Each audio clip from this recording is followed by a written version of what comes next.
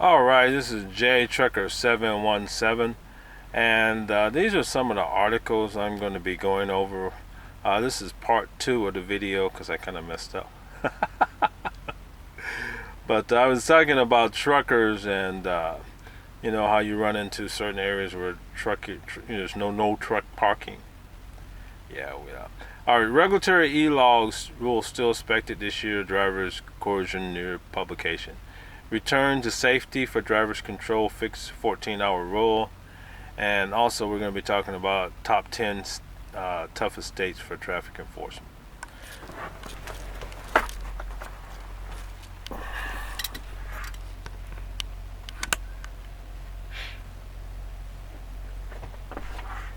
All right, yeah, like I was saying before on the last article, um, you run into situations where there's no truck parking here, no truck parking there. Um, Let me fix this camera real quick.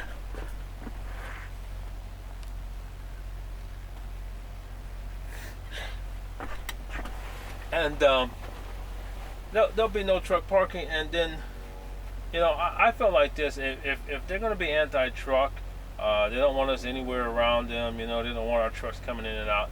Then we don't need to be bringing them freight. That's kind of my rule of thumb. I wish if I was some senator or congressman, I would be like, yeah, if you don't want trucks there, then that's fine. You just won't get any free. No strawberries for your grocery store. No meat. You're not gonna have any salad. No Thanksgiving for you. All right. Let's talk about it. Let's start out with the. Um, let's start out with regulatory e-logs still expected this year. Basically, what this article is talking about is they're still trying to make it mandatory for e-logs for all drivers, owner operators, everybody, anybody. They want everybody on e-logs. But they're also talking about fining companies $11,000 for forcing drivers to violate the the FCs. I mean the standards that they have set out for us. For 14-hour and 11-hour rule. So basically, they want to start fining these trucking companies now for making us drive past those things, and they're going to keep regulatory. They're going to keep regulating this trucking industry before they're going to get to a point where there's not going to be anybody driving trucks, because nobody wants to deal with all those regulatory, rules here, rules that, rules that.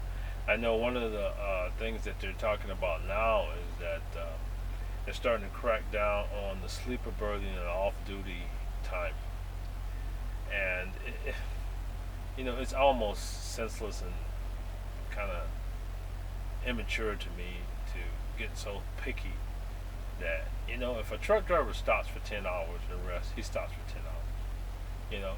Do we need people babysitting us and saying, "Oh, you have to be in the sleeper berthing"? I don't see any sleeper berthing time. So was you in the sleeper berthing, or did you just walk around for 10 hours? It's like, are we little babies? Are we little kids? I mean, obviously we need to get some sleep. We don't need somebody to sit there and tell us that. But they were giving out tickets. You pull the DOT station, they look on your log and say, "Well, I didn't saw sleeper berth. I said you were off 10 hours." I went to sleep, dude. Okay. Well, it should have been a sleeper berth. Okay, I'm sorry. Oh my gosh, you have to laugh at some of the stuff that they're trying to do these days, because it's just regulatory. Regulate, babysit, babysit, babysit. So that's what that's all about.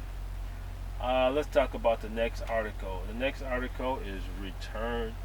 Basically, what I guess what they're doing is the 14-hour rule, and we all know about the 14-hour rule. But apparently, there's a guy that is actually, what he's trying to do is basically he's campaigning against the 14-hour rule, because he's saying that you shouldn't be able, just because you're taking a nap You pull over the side of the road and take a nap for 5, 10, 20 minutes, and all of a sudden you're being penalized on the 14-hour rule for taking a nap. And that makes no sense whatsoever. If a driver gets tired, he should be able to stop for an hour or two and take a nap and not be penalized, oh, I can't drive but 6 hours now because I took a 2 or 3 hour nap. And it just only makes sense. That's not safety. That's not helping the driver out. They want us to get the proper rest and drive on a freeway safe.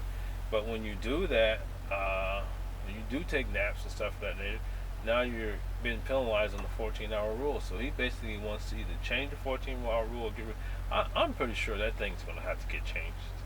I mean, it's just so inconvenient for a truck driver right now. You get stuck at a shipper, like I said, for 6 or 7 hours, and your 14-hour rule just screws you over. You take a nap in the middle of the day, your 14 hour. I mean, they gotta do something with this 14-hour rule that tends to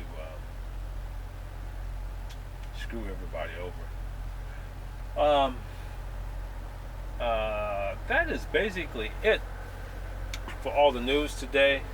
Again, a lot of you guys know I've switched over to the Tyson dedicated account. It's working pretty good for me. I've preached that a lot to a lot of the new drivers coming in, that it's one of KLL's best accounts. So, if you really want to make the revenue or roll hard, you get on this account, you're definitely going to roll hard. And got my little Tyson hat. Again, thanks to Travis for that. But that is all I got for you today. Hey guys, be safe out there. Take care of yourself. This is Jay, Trucker 717. Peace. I'm out here. I got freight to move.